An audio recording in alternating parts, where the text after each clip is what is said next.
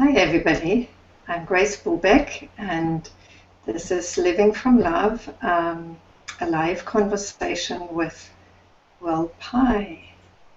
Hi Will. Hi, Grace.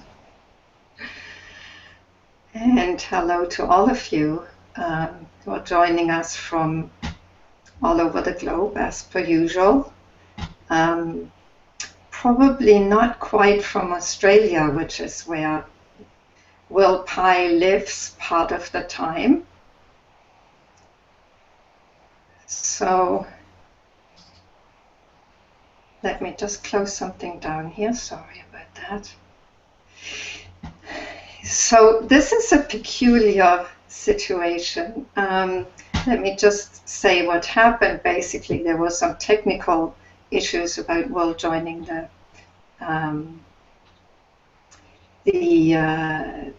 hangout, and then also Will has had something like close to a seizure. Will had a brain tumor a few years back, and since then he has had seizures from time to time.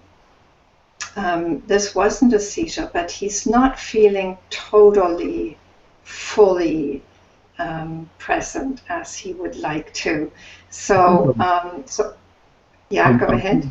Present, but there's a peculiarity to my state of being right now. So I guess that's my excuse if I say anything other than that which is profound and wise, and it's because I had this altered state of consciousness earlier.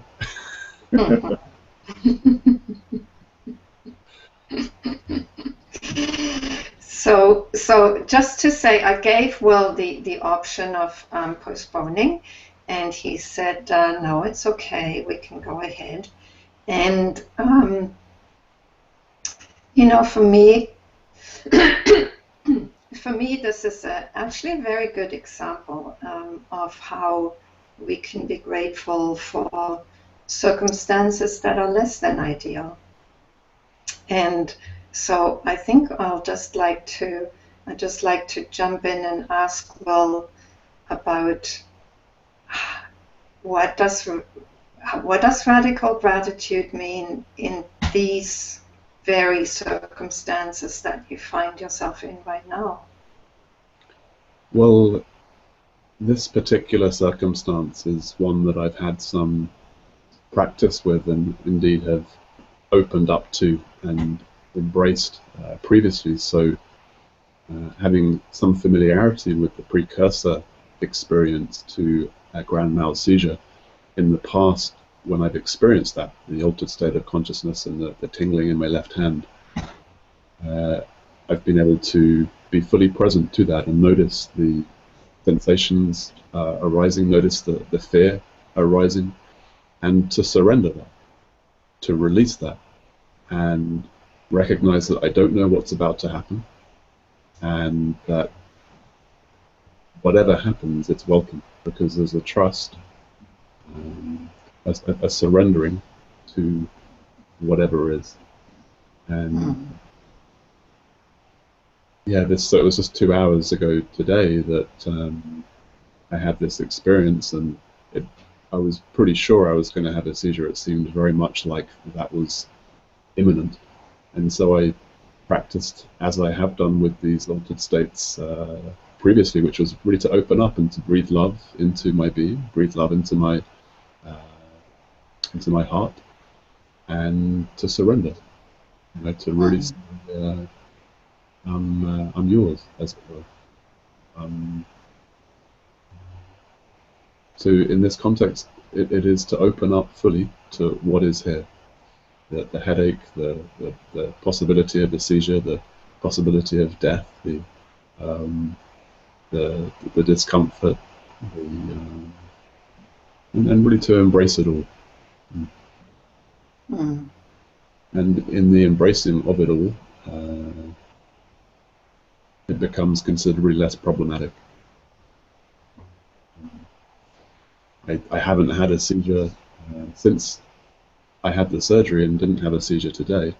And I think certainly my sense, I'm not on any anti-seizure medication, My sense is part of that is attributed to the capacity for this physiology, this nervous system, to deeply relax, to meet that point of electrical tension in the brain with with a bracing. Will, you're breaking up a little bit, and I'd just like to ask the two people who've joined the Hangout, Joss and Ben, would you be able to come back? Sorry.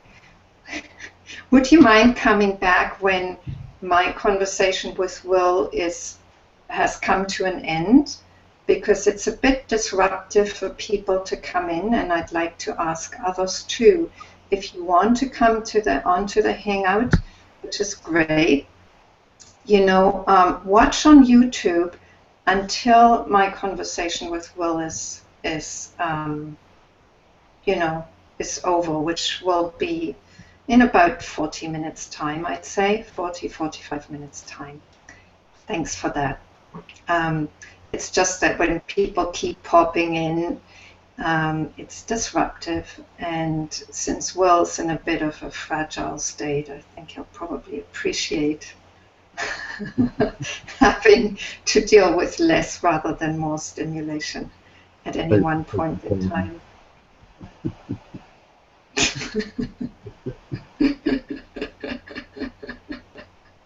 Well, and I just want to say, I'm very touched that you chose to do this today rather than postpone, because even in spiritual circles there's this kind of temptation to want to be at our best, and to have some kind of to be spiritual superheroes or superheroines, as if that was required, and actually it's just wonderful for people to just be as they are, and if they're not at their best, if they're feeling a bit fragile, there's a beautiful and touching humility in that, that I certainly appreciate very much in you today. I've seen you more sparkly on our trial hangout a few days ago, but today it's just like there's a very touching quality in you that I hadn't seen then. So I welcome that very much. Yeah, it's a pleasure to be in this space and to offer this vulnerability and the intimacy of this. I'm a big believer in the harm that can be done when those taking on the role of facilitator or teacher or guide or whatever words we use, consciously or unconsciously seek to present something, some image, some state of equanimity, or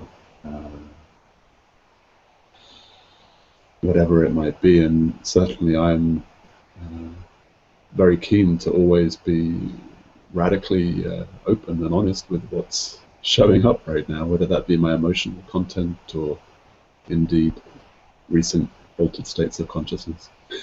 And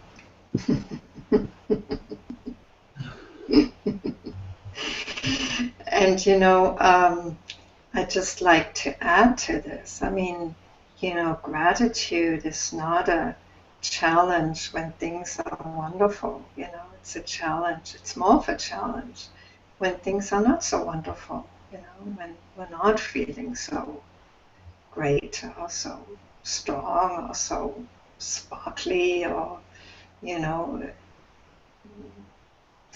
a good place, whatever good means for us.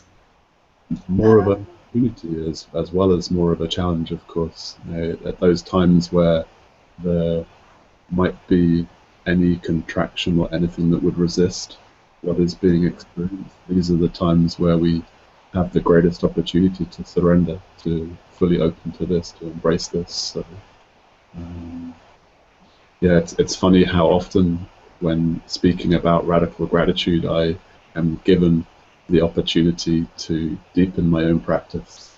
And not so long ago, I was in Boston, or close to Boston, Massachusetts, and was facilitating a meditation during an author talk, and I experienced what seemed like an imminent seizure. And so, as I was lying down on the floor, and people were debating whether an ambulance should be called, I was saying, "Well, this is something I'm opening up to and embracing." And I think it was perhaps quite a powerful demonstration. Hmm. Yeah. Yeah. Absolutely. And when I said challenge, obviously I also meant opportunity. Yeah. Except that for most people it is a challenge, at least to start with, when they're not in the habit of just radically surrendering to everything that shows up. Because then, resistance comes up, and that's the challenge, is how to be with that resistance, and that I take it as part of gratitude. So, what's your take on resistance, Will? On resistance. Mm-hmm. Mm. So the resistance, or the resisting, is the nub of it. It's the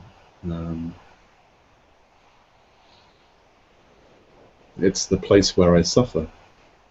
When I'm pushing something away, however subtle it might be, or indeed seeking something else to be here, which is really the same thing.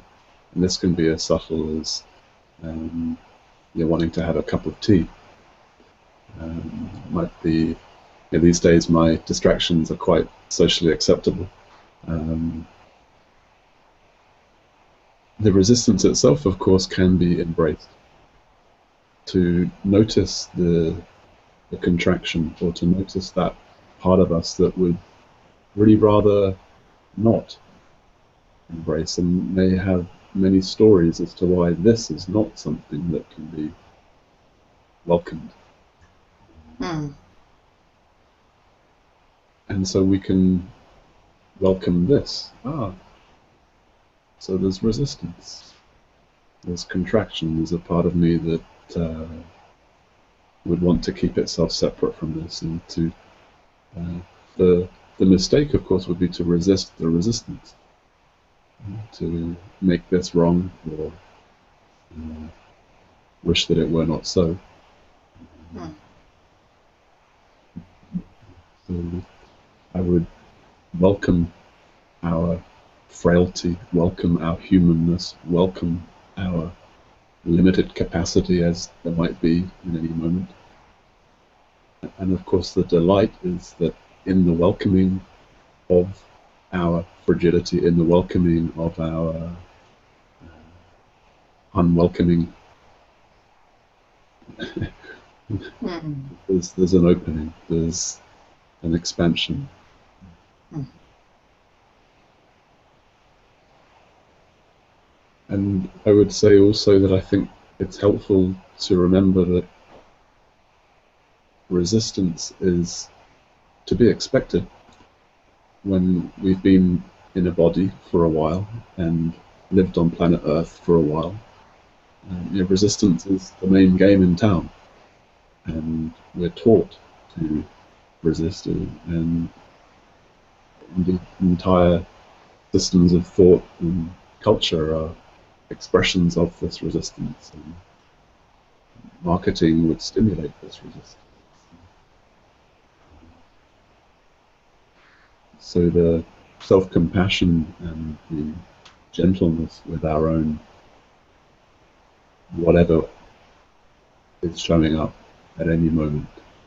This has been an ongoing learning for myself, to open to all of what I am, all that will show up in experience, all content, all arisings, all contraction, all smallness.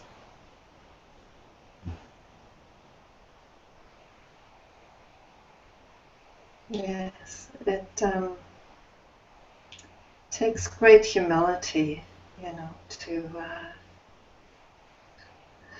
to be willing for whatever is there to be there and to embrace that. And I sense that humility in you. I feel a little inner chuckle because I remember many years ago I wrote an essay. I stumbled upon it quite recently, and the essay was titled "Why I Will Be Humble One Day," and it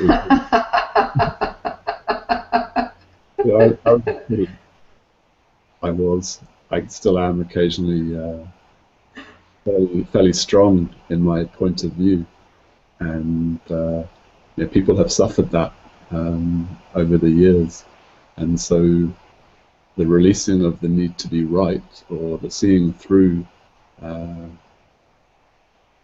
fallacy that I know what's going on, or to state it perhaps more precisely, the realization that I know nothing, the realization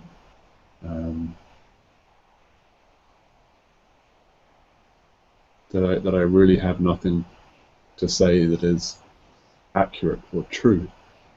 I have many things to say, but how could this speck of consciousness, this very limited perspective, possibly know what's going on? So the essay was really recognizing that humility is a reflection of some basic grasp of reality, some basic insight into what it is to be a human talking. And so I'm delighted and amused that such a quality would be perceived, although of course I doubt that it's true.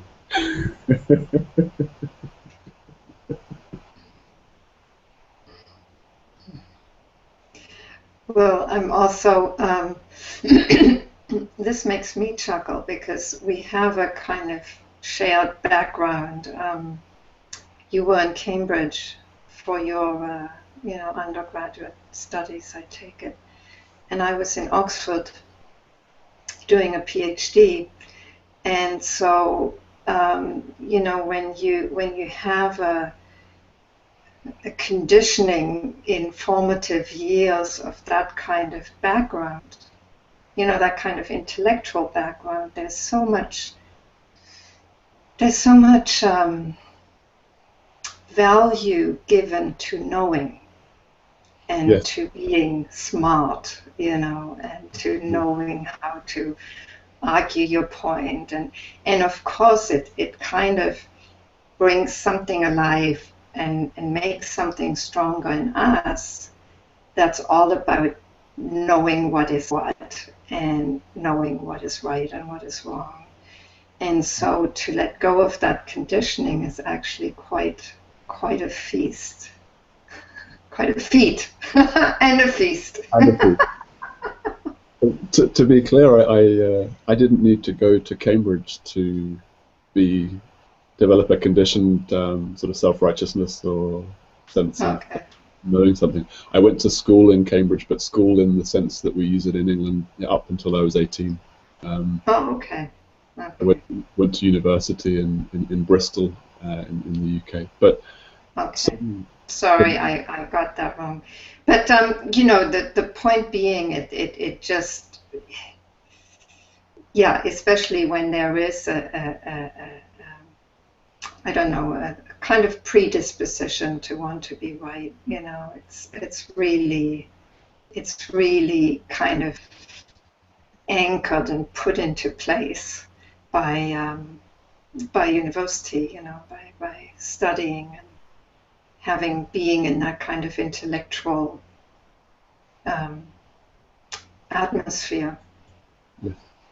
And certainly it was a significant part of my identity that there were two fallacies that two rafts of nothingness that I clutched onto in my teenage years in the attempt to be somebody, in the attempt to be worthy, in the attempt to be something.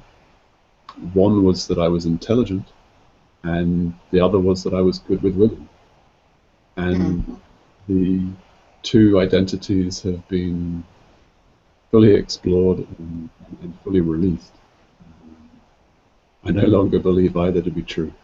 The idea that there's, I've seen myself be everything. I can tell a story about myself, and they're all equally true and false. So what I'm interested in is how I'm showing up in this moment. That seems to be the only reliable, relevant bit of data. And so over the last couple of years, you'd be familiar with this process of writing biographies and blurbs and paragraphs on who we are. And it's probably my least favored activity, because there's this sort of requirement to sell oneself in some way, and a desire to do nothing of the sort. So, but you can't just have an empty paragraph. There needs to be something there. So, yeah. Yes. So how funny that the intelligent guy should now confess his ignorance regularly.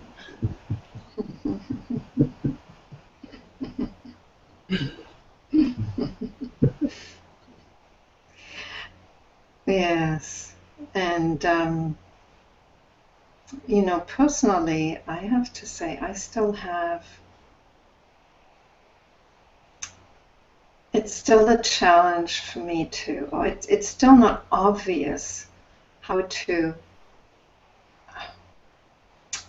be with this past, this very intellectual past. I mean, I made a total about turn. I went from being a university professor to becoming a massage therapist. And as a massage therapist, I knew nothing other than what I felt in the person.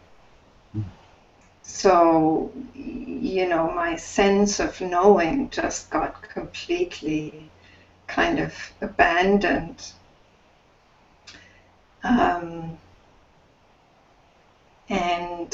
And for me that was very beneficial, very, very humbling, but in a good way, because it really focused me on the very moment in which I was there with a client.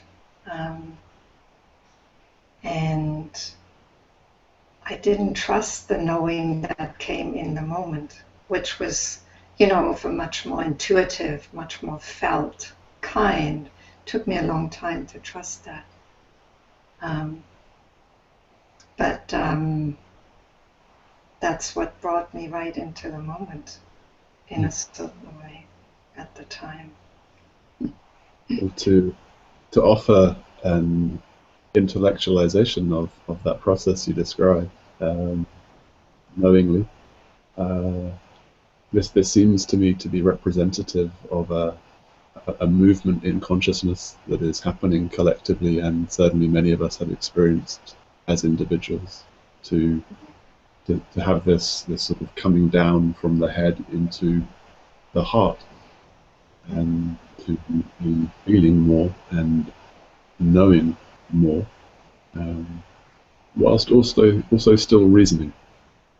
The mistake of the New Age was you might say, to throw out the baby with the bathwater, and that the mind was demonized, and to think was made bad and unspiritual, all these confusions. And the two together, I'm always on the lookout for where that opportunity for harmony, for a deeper integration, and Mm.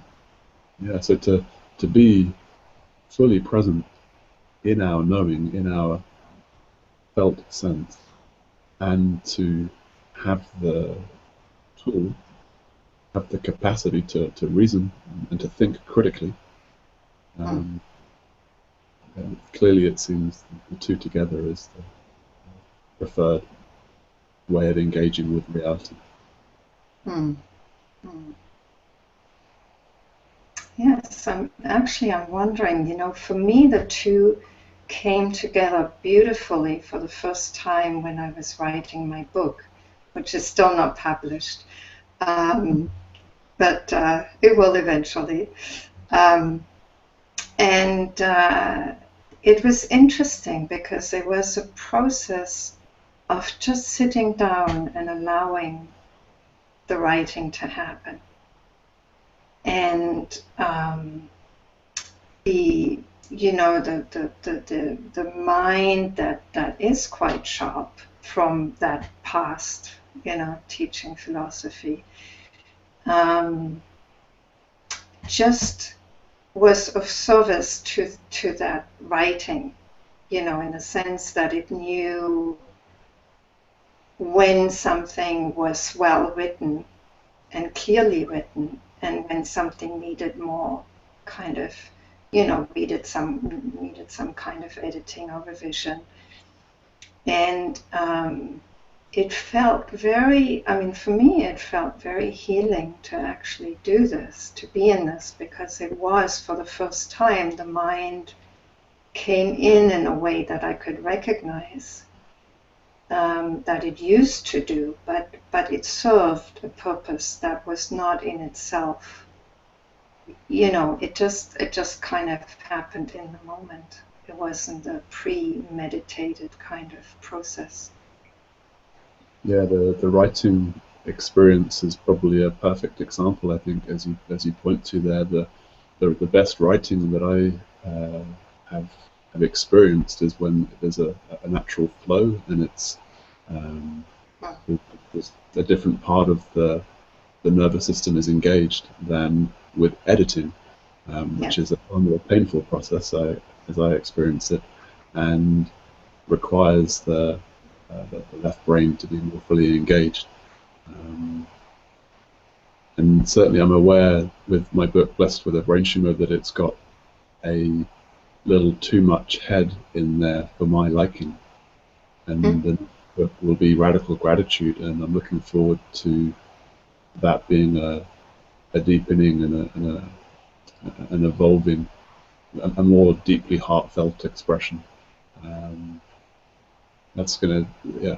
I'm getting excited as I just speak of that, because it'll be quite a different process than the narrative, telling the story, uh, debating free will or no free will, and so on, that I go into in that.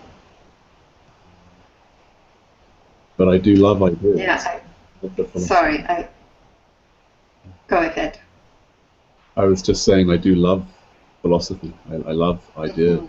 I like to play around with lenses that are pragmatic and helpful. Mm. Mm. Yeah, just as a reflection, when I read your book, I did find it sometimes a bit too mental for myself, too wordy. So, I read so little these days that when I do read, somehow my mind is very clear of what it enjoys and what it finds demanding to read. Yes.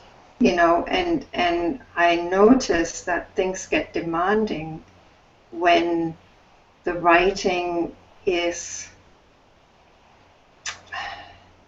more an intellectual writing and less kind of speaking from a heart place or Yeah. from a place of presence.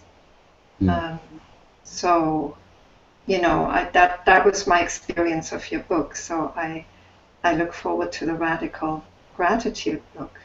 Yeah. Because as you say it, I feel that will be a writing that I will be able to enjoy much more fully.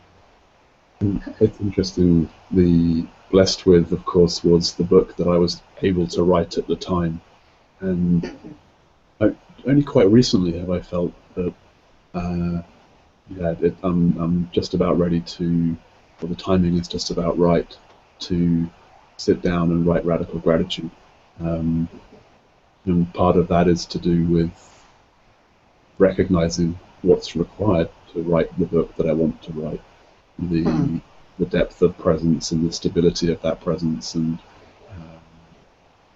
it seems that I'm certainly in a better position to be writing that book now. I couldn't have written it 2 years ago.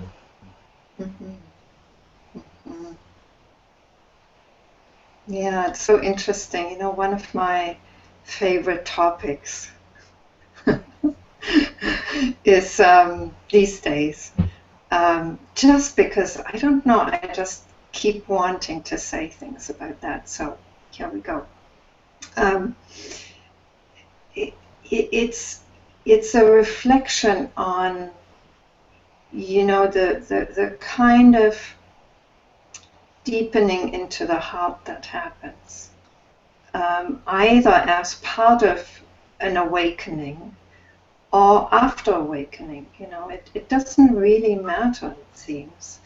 What matters, or what seems to be happening quite naturally in both cases, is that there is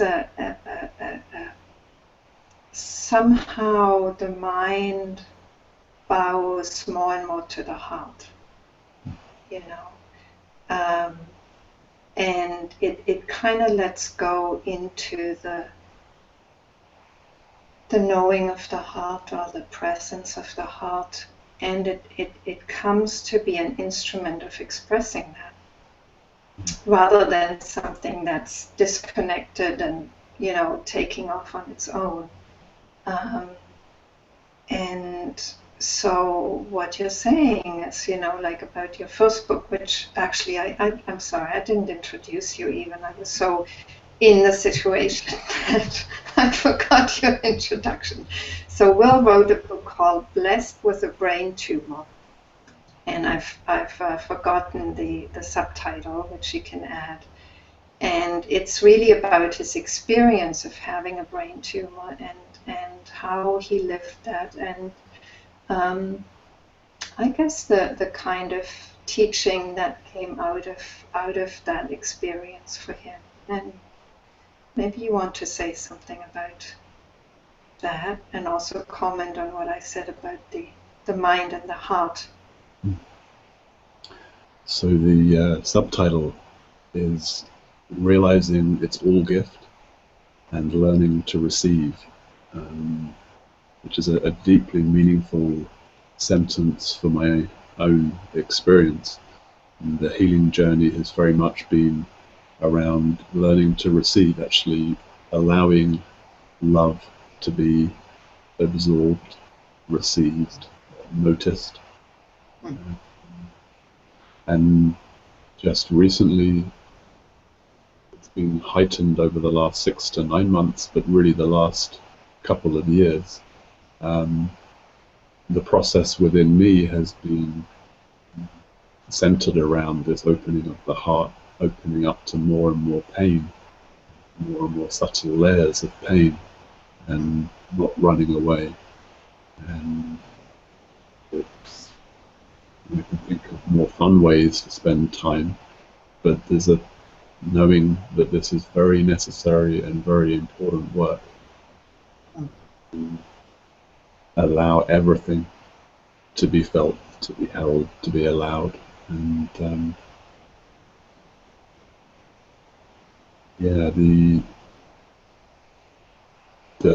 the process of radical gratitude, a large chunk of it, or element of it, is around emotional healing, or perhaps a preferable phrase, emotional integration.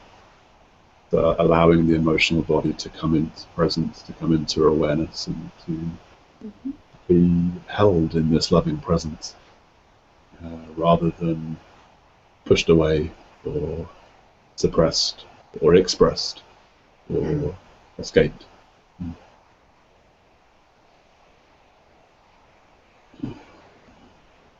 Yeah. And it's in that presence to the emotions that arise that the heart comes much more alive too. Yeah, the number of occasions in the last excuse me, the number of occasions in the last while that I've experienced the light of love touch a space of what had previously been darkness in me, somewhere I had not been willing to allow attention to rest. The number of occasions that this has happened at a slightly more subtle layer than I had previously witnessed,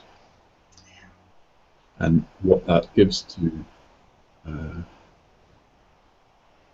it gives a quality, or allows a quality to experience that is impossible to describe. And indeed, the phraseology, or the phrase that I like to use, is impossible beauty. When we're in this space of recognizing the degree to which we are loved, the extent to which love is what we are and all around us. It's humbling, certainly, and impossibly beautiful. And there's a compulsion from this space to share, which I imagine you can relate to. It's like discovering an exquisite restaurant in the neighborhood. We want to tell our neighbors and point them to this delicious taste. And of course, in the same way we might describe the food, and of course we're not going to give the person the taste of the dish, but perhaps our enthusiasm might inspire them to taste the savor of the food themselves.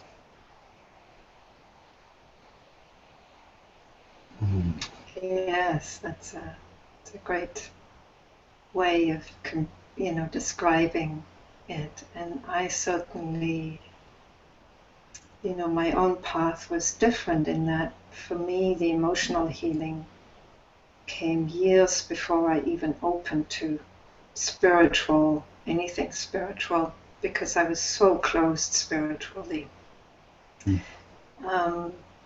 So the emotional healing actually opened the door to the spiritual healing in my life. And this past week I started an online group called Awakening as Love, which is a program of 6 sessions that invites people into that impossible beauty of the heart. That indescribable. I wouldn't say impossible, I'd say indescribable, because it is it's not even just very possible, it's the most real, so I wouldn't want to call it impossible, but indescribable, definitely. And it's even more indescribably beautiful to share that with others, to invite others into that precious reality of love, and to see them open, to feel them open to that. That's so beautiful. So so precious.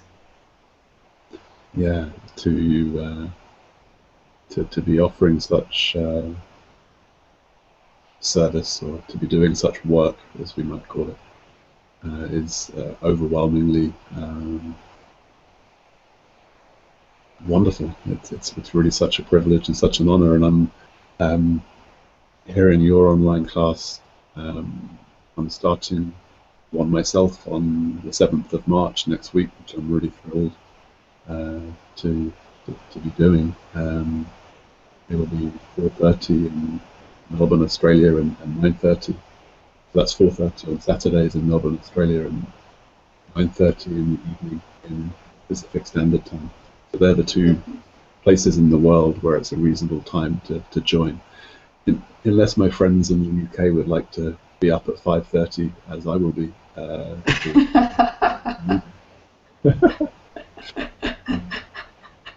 It might work for early risers, and we do have a couple of spaces left on the on these calls, these classes. So anyone is welcome to Facebook me or email me at will@willpie.com if they want to join us.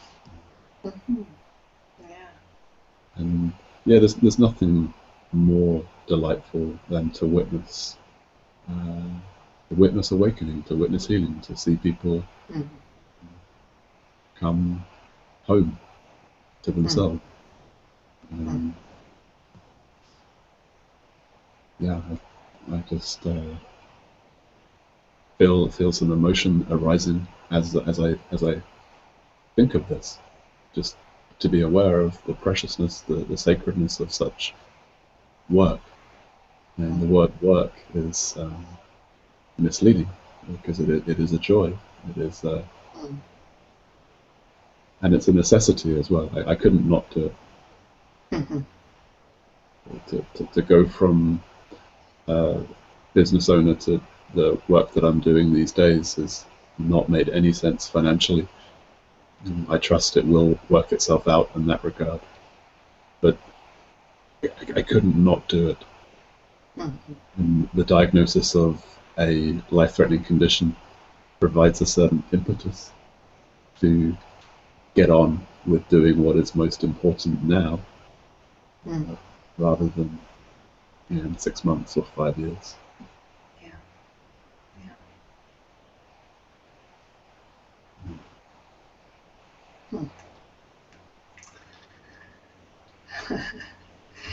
You know,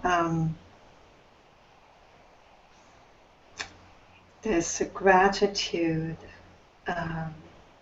very real gratitude for where life takes us, even through difficult experiences. And having had cancer myself twice, I know that it's been life-changing, and actually spiritually for me very humbling, but in a good way, in a perfect way, because there were things that were so,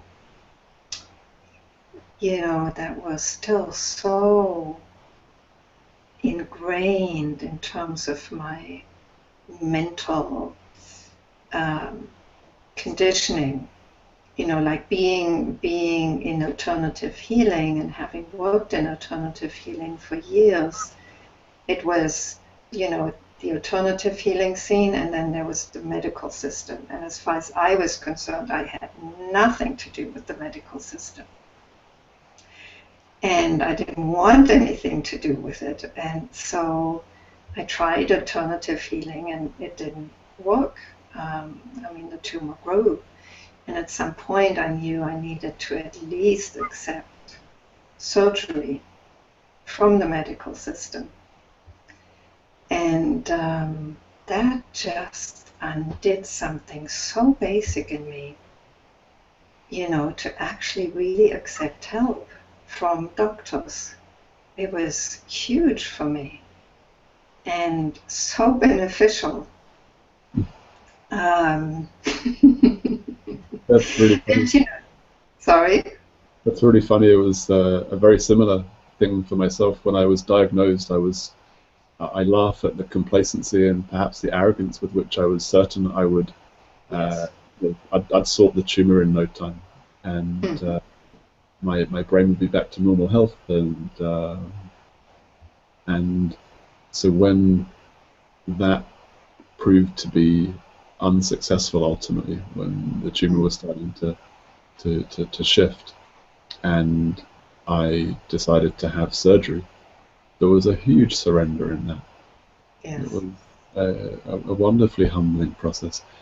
Mm. The symbolism, in my case, I had to be strapped to an operating table, bolted down, my head bolted down, Mm. um, and a piece of my brain removed. It's a wonderful symbolism for the surrender and the humbling and the submission, if you like, to a greater power. In this case, the neurosurgeon.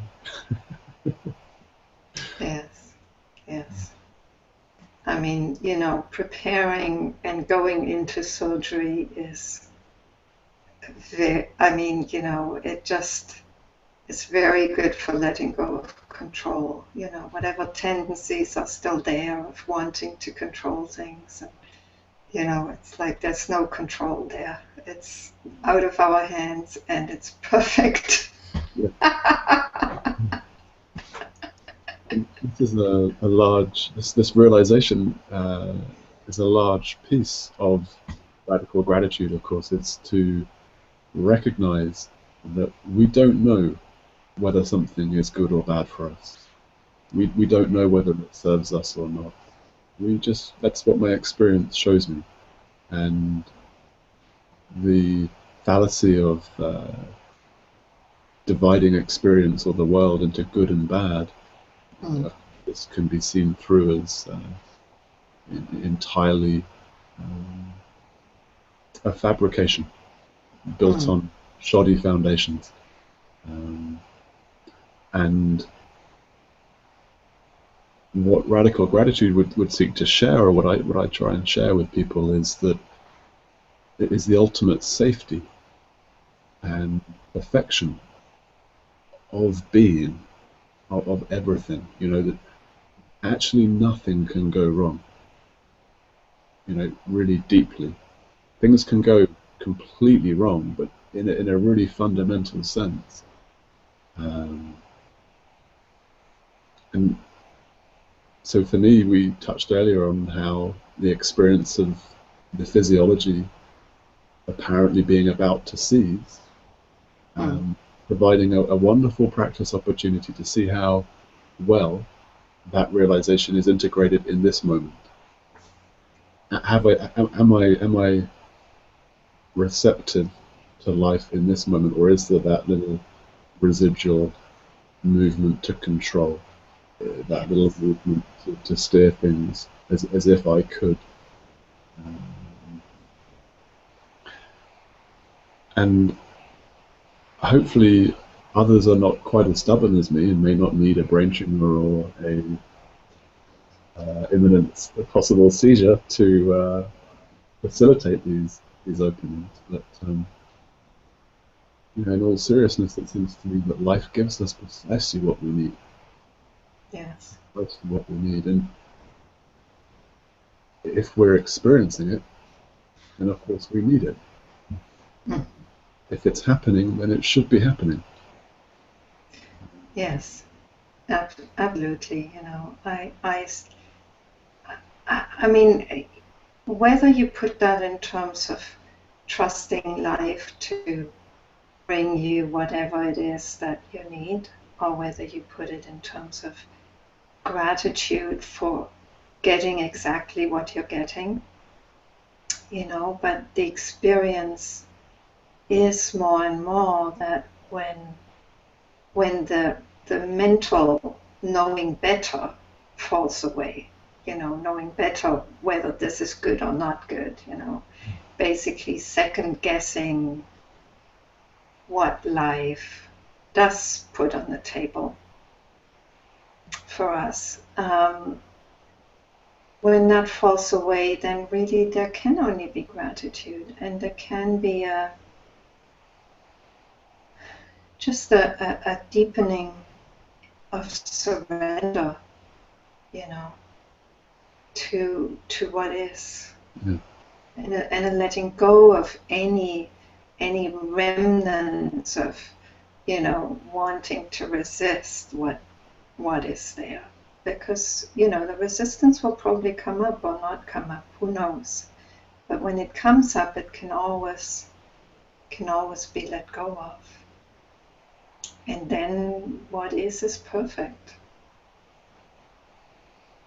So for me, that's actually a you know, insofar as I have a practice that has been my practice for many years. It's just to let go of any kind of second guessing of life.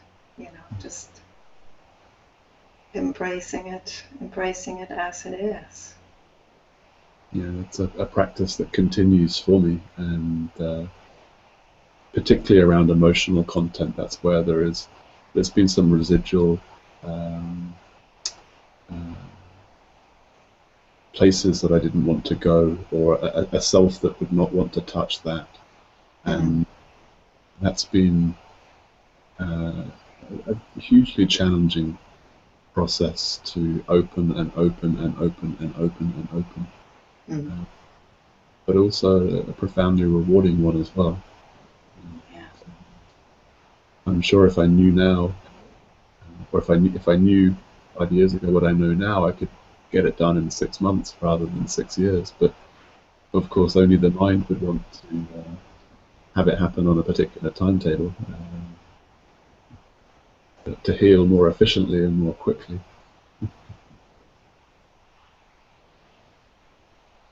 And maybe that's an illusion too. Maybe that's just a very subtle kind of resistance, you know, resisting the timetable of life. Absolutely. Absolutely. Of course, it could not be any other than it is. It could not have happened any way other than it has, and I could not be at any state or capacity or uh, step along the way other than where I am at right now. So to uh, to imagine otherwise, or to think otherwise, or to wish otherwise is really a form of violence against the self, against who we are, against Yes. our perfection. Uh, Yeah. So, well, I think that's a good last word as far as our exchange is concerned. And I'm going to give you just a little break, and Sure. I'll look at the YouTube comments, and Sure. I'll see whether there's any comments, any questions that arise there. And also, for those of you who want to join the Hangout, now is the time to do so. So you're welcome to do that now, while I look at the comments from YouTube. So Maybe a timely moment to mention, whilst you're doing that, Grace, the heady but enjoyed by many blessed with a brain tumor can be downloaded, the first chapter or two, from my website.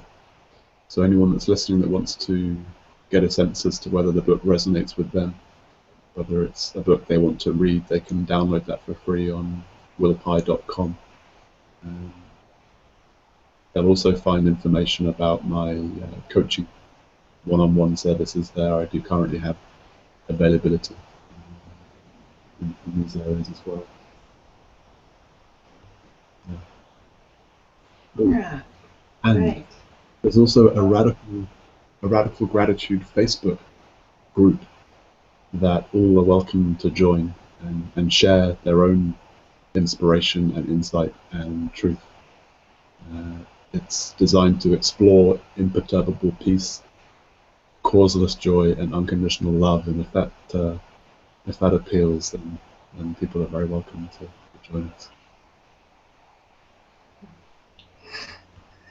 And talking about Facebook pages, you're also welcome to join the Living from Love Facebook page.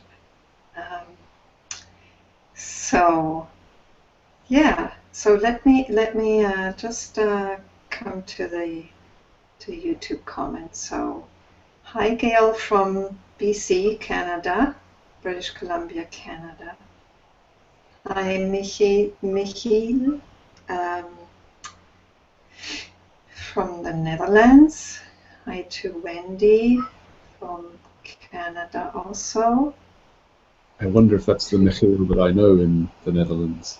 Yeah, I don't know, probably. I don't know how to pronounce that name. Then there's Joss Vandenberg. Marin is connecting from France. Hélène also connecting from France. Kathleen, sending love and light and gratitude for who you are. Yes, Wendy says, from me as well, dear Will. And Sunchima Om. Hi, Sunchima. Hello from Germany, dear Grace, Will, and to everyone. Yeah, there doesn't seem to be any question so far. Yes, and Michiel says, yes, it is Will. It is the one you think it is. All right, so there's no question on the YouTube thread, but we have Ben joining us. Ben, I'm just unmuting you. Whoops. Sorry, hold on. I think, yes, here you are. Okay, go ahead, Ben. Hi, welcome. Oh, hi. Thank you so much. I'm very moved by hearing the stories and just the gentle approach to just being with the heart and with whatever's coming up. And I guess my question is really about Will mentioned something about learning to be present to more and more subtle levels of pain that were coming up, and kind of doing so in a way that felt more efficient. And I would love to hear more about that. So that's that's it. That's Yeah, that's certainly a key piece of the process for us all, I think. Certainly for me, Ben. And often it is as simple as choosing to actually do nothing but sit with this. So there might be a story happening about the feeling, or a desire to escape it, or to process it, or to heal it, or to integrate it, or to do something to it. Yeah. And there's something very powerful in simply sitting with it. Like, maybe putting a timer on, like, okay, for 5 minutes I'm going nowhere. I'm going to be with this part of myself. Not seeking to change it in any way, just being aware of what is being felt.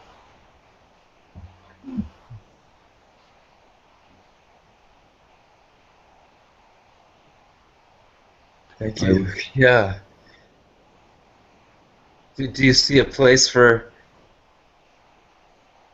use of methods that don't seek to change experience in any way, and yet perhaps seek to engage it, to just sort of see through what may be a projection or a belief that one's putting onto experience? Or I think working with a skilled teacher or psychotherapist or healer, all these things have a place. Certainly they've been part of my process and part of my journey. And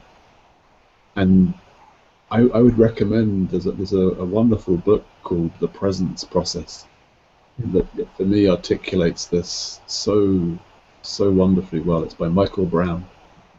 And so it is a technique, it is a process, but really it is simply to learn to release, let go of, allow to dissolve all those parts of ourselves that we have built up. And it's a nice, it's central tool, if you like, is breath work. And for me, whether holotropic breath work or transformational breath work, these are, or pranayama, simply stumbling upon healing through yoga. These are very effective ways of quite naturally opening up to our experience and meeting all of our self, all of our being that needs to be met. Thank you. I could maybe add, Ben, having worked with people a lot at an emotional level, there's quite a few tools available these days, and it's actually quite good to simply try out a few and see. You'll see that intuitively you'll feel more drawn to one or the other. So there's also Byron Katie, who's written a book called Loving What Is, and she teaches a process that uses a worksheet, and what she teaches is called The Work. So if you go to thework.com or you Google Byron Katie, you'll find that online. There's also the Sedona method, which you will find on sedona.com. All these are, ways of welcoming what is through, certain techniques. I mean, breath work is wonderful also. Some people feel more comfortable with writing something, having a written process, which the work does. Or, the Sedona method is more, it's harder to describe. Anyway, you'll find out from the website. And, there's always videos that you can watch of how this is done with people. So the beautiful thing about these days is that there are many tools that are available. And these are just some of them. And there's tapping too, which can be helpful for some people, or EFT, emotional freedom technique. There's one other I'd like to mention as well, Grace. Ben, I'm not sure where you are in the world, but are you in North America or? Yeah, I'm on the East Coast, Massachusetts. There's a wonderful school of Zen called Mondo Zen, which takes all the brilliance and beauty of Zen practice, but integrates a deeper understanding of the psychology and the emotional body. And Doshin Nelson and Jumpo, Dennis Kelly are a couple of very skilled teachers. So mondozen.org would be another place to. The Mondo Zen retreats have been very powerful and appreciated by me. Thank you. Thank you. Wonderful. It's beautiful. We're living in a time when there's so many resources available, and a lot is available online for free, and gives you tasters, and then you follow your heart, in terms of what you feel drawn to, and that will guide you perfectly. Yeah. I'd like to share briefly an experience I had, and it's very much around what you're inquiring about there, Ben, and what we're speaking about. I was feeling a very strong discomfort, and a very strong emotional pain, and decided to go and sit on a meditation cushion and just sit with it for a while. And this was a little while back, and I looked there in front of me, and there was a pile of books that had sat there for a long period of time. And although I was meditating with my eyes open, I felt drawn to pick up this book. and I opened it at a random page, and the title was Integrating Difficult Emotions. So life for me is full of infinite examples of that nature, where you seek and you shall find, in a absolute sense of also on the small stuff. If we're looking for guidance or for a particular bit of input, then it's just a miracle again and again how infinite intelligence expresses and shows up for us.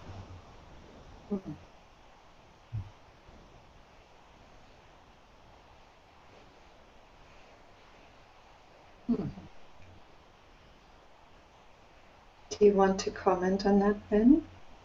Or do you have any further questions?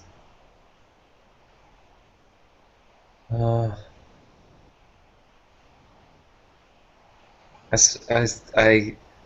also have that experience. I mean, it was funny. I was actually watching this today. I mean, it's just sort of yeah, it was an experience where I had some literature I picked up that was about integrating or I guess meeting emotional experience. I think this aspect of needing it and yet not seeking to change what's there, both having an approach and yet having this just acceptance of what's happening. And I think I'm struggling with this sense of can I truly come to accept that this is all right, you know, like that there's nothing wrong if my body is really like acting like there's something that's really wrong, you know. You know, I guess that's just a comment, really, you know. And I mean, I feel that. I just feel that from listening to you too. So I'm very grateful, and you know, I don't know what else to say about that. That's it. Thank you. Thanks, Ben. Thanks for showing up and asking. You asked for many, you know. Yeah. And you're welcome to stay on the Hangout, and you can also leave as it feels right to you. Okay. Thanks. Yeah. I just want to interject. There are more comments on the YouTube thread. So I'm just going to read those out. Wendy says, I'm very touched by Will and Grace's opening to these life-threatening experiences and allowing them to guide them to where they are today. And Luisa Cesar says, I'm watching from Barcelona, Spain. Thank you all. And Kathleen from Wisconsin, USA, sorry if I got that wrong, has a comment. Resistance seems to be perhaps a self-criticism, is what I started thinking in response to Will's calling it a violence towards self. Will, do you want to comment on that maybe? Yeah, what came up for me hearing that was that when we find parts of our experience, parts of our being that are unpalatable, we may have decided that we don't get depressed, or we're not willing to feel that anger, or to feel shame. Whatever it is that we don't want to feel, that can be an activating of the ego mind, of the critical voice that would say that we should not be feeling this. That, Well, you're kind of fading out a little bit here. how's that going now? That's better. I put your mic up a little bit. Yeah. Yeah, I think so. I'm not actually sure how I would do that, but Yeah, well, I did that. I can do that as the Hangout Magic. initiator. Magic. Let go and let grace. Let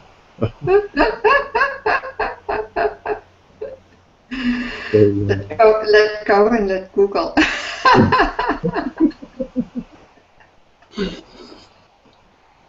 So, in my experience, the voice of shame, the voice of not enoughness, the voice of worthlessness, has been a persistent one and a real nub of the separate self structure, of the self structure. And so, to meet this with loving presence too, to meet that voice with stillness, to allow it to make the noise that it wants to make and reside as this that is watching, reside as this presence.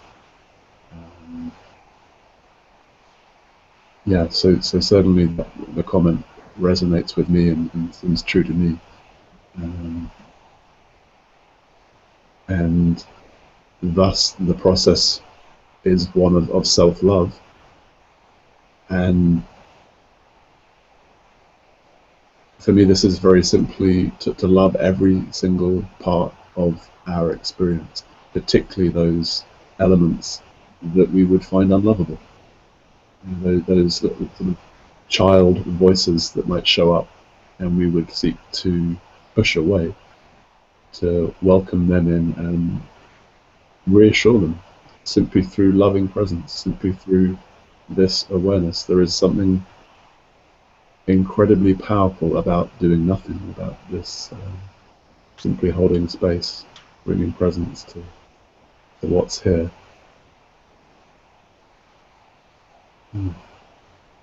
Yes, and I feel similarly that maybe people cannot love themselves initially in their in the emotions that feel like unbearable. But somehow the willingness to be present and the dwelling in that presence without imposing necessarily a need to love yourself in this, whatever it is that's arisen. That can be like a bridge, it can be like an opening, an initial opening, that when we learn to dwell in that opening, it becomes actually very loving. But to begin with, it may not seem so loving. But, to begin with, all that may be required is just that presence, that willingness to stay there with whatever arises. Yeah, and you point to that discovery that this awareness, this presence, has a quality of love to it. It has a benevolence to it. This impersonal emptiness somehow cares. And, this is to simply be aware, to simply be present to something, is to love it, we could say.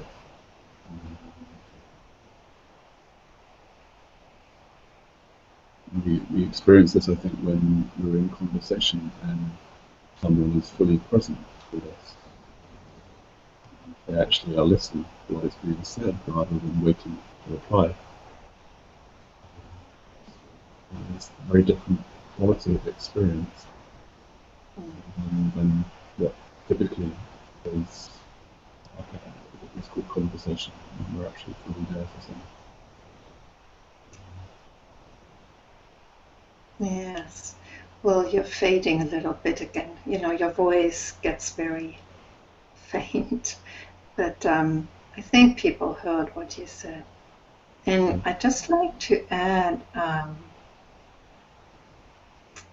it can be experienced in different ways, that presence. I mean, some say it's caring, some say it's loving, some say it's benevolent. It feels benevolent somehow. And it can also be a sense of they are being held in an energy, in a benevolence that's, that includes even other beings, whether it's, masters or angels or guides or whatever it is, that may have some kind of form, but is in that quality of presence. Or it can be very impersonal, can have no form whatsoever, and yet have a certain flavor, certain perfume. Can be compassion.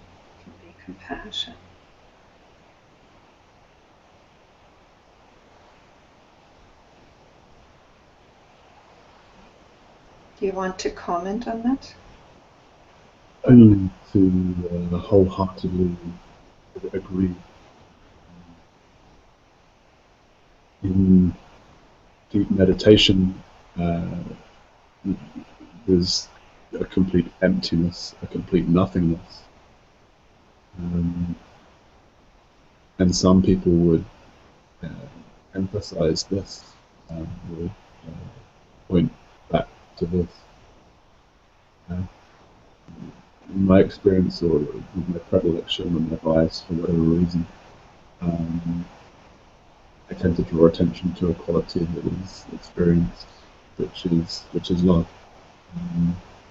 This love is more me than me. It's more truly who I am than who I think I am.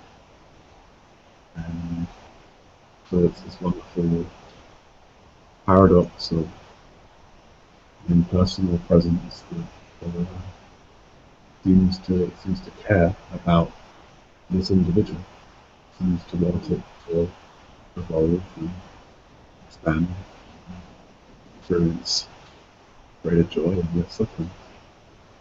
And there were two sort of significant gifts from the brain-tumor, the diagnosis that caused me to want to write the book and share.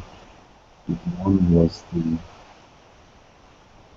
awakening to the awareness that I am, that is quite literally one with things, that is not apart from anything. And the other was to experience. Well, can you speak more into the mic? You're really breaking up a lot. How is that? Is that a lot better? Yes. Great. So if I start to lean back, then that's clearly the issue. I'll crouch over a little. So the awakening to this awareness and realizing that I am this awareness rather than anything that is arising in this awareness is one of the gifts in a far deeper way or far deeper clarity than had previously arisen for me pre-diagnosis. And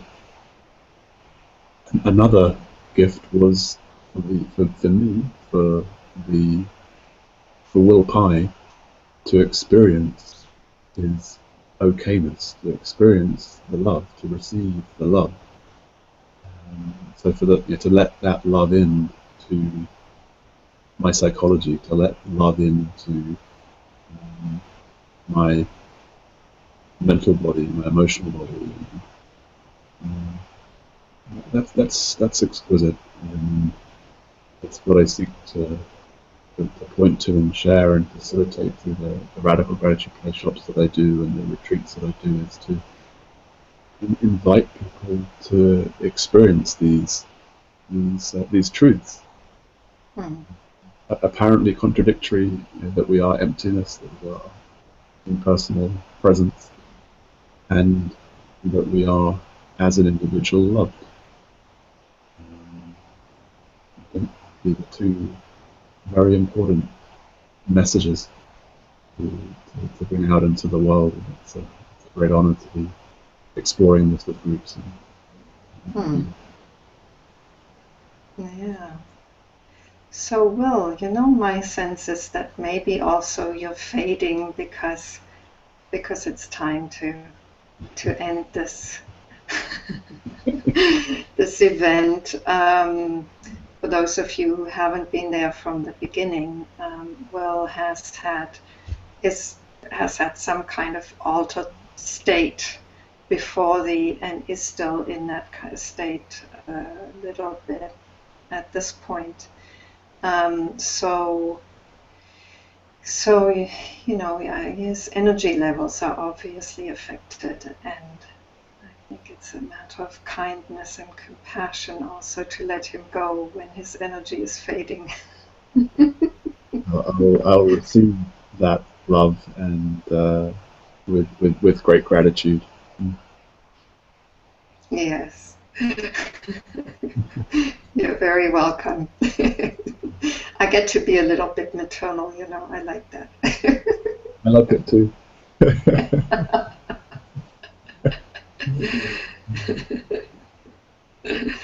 Thank you for receiving.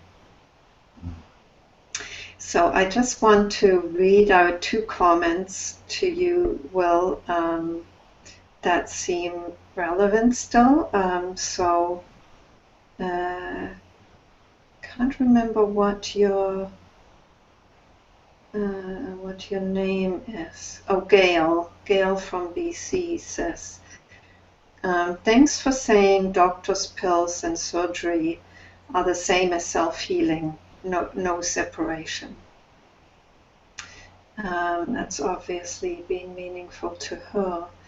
And Yuan Truong says, thank you for the reminder to write from the heart. I tuned in at the exact point you were talking about it, and it was just what I needed to hear today. So it's a beautiful synchronicity there. That's always fun, to see how life guides so perfectly that the impulse to join a conversation comes at just the point where something is said that you need to hear.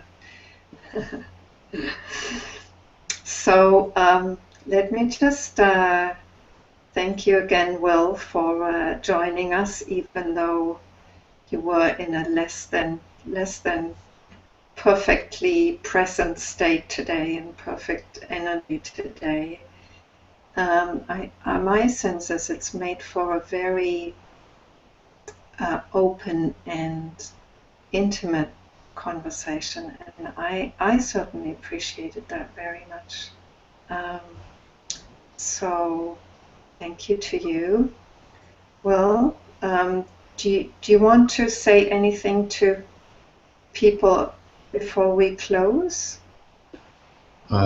Simply to draw attention to a few of the offerings that are out there for people that have perhaps just joined the Radical Gratitude Facebook group. My website, willpie.com, has details of my coaching services or one-on-one services, and also a free download of the first chapters of the book. And I'm even on Twitter as one. I don't quite know why, but I'm Total Gratitude on Twitter, and people are welcome to join me there. Other than that, I'd simply wish to express my profound gratitude for connecting with you today, Grace, in this way, and thank you to Ben and to everyone that's contributed. Thank you to all the comments and everyone that's been here in this space. I've enjoyed it. I'm very glad that I decided to jump on. Yeah, and I'm very glad too. Thanks again, Will. And just to say, the next, since we're doing announcements, I do have a second Awakening as Love group starting on Monday. No, sorry, not this Monday, Monday 9th of March. And at this point, there's possibly one place left. And the next live event, public event, will be a conversation with Georgie Johnson and Bart de Berke. I'm not sure how to pronounce it. I have to ask him again. And it will be on peace. They'll be joining us from Israel, so it'll be a slightly different conversation. It'll be a bit less spiritual and maybe a bit more concrete about peace. What does it mean? What does peace mean, not just in the kind of very non-dual spiritual sense, but in a very real sense? Bart and Georgie live in a part of Jerusalem that's called Eden, so they'll be joining us from there.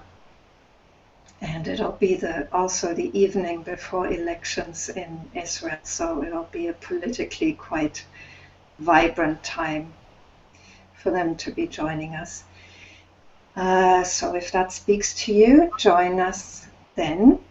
And as always, I also invite you to make a donation if you enjoy these conversations and you'd like to support the ongoing happening of them.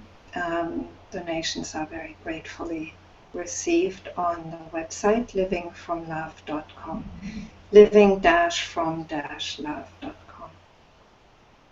Thank you for joining us, and we'll see you again soon. And thanks again for joining us, Will and Ben, and to everybody for commenting. I love these live events. I totally trip on them. It's such a joy, and I'm very grateful that they keep happening. I mean, I do my bit to it, but, you know, without people to talk to and people watching, they wouldn't be happening. So thank you for that. Thank you. I'll see you soon. Bye-bye. Bye.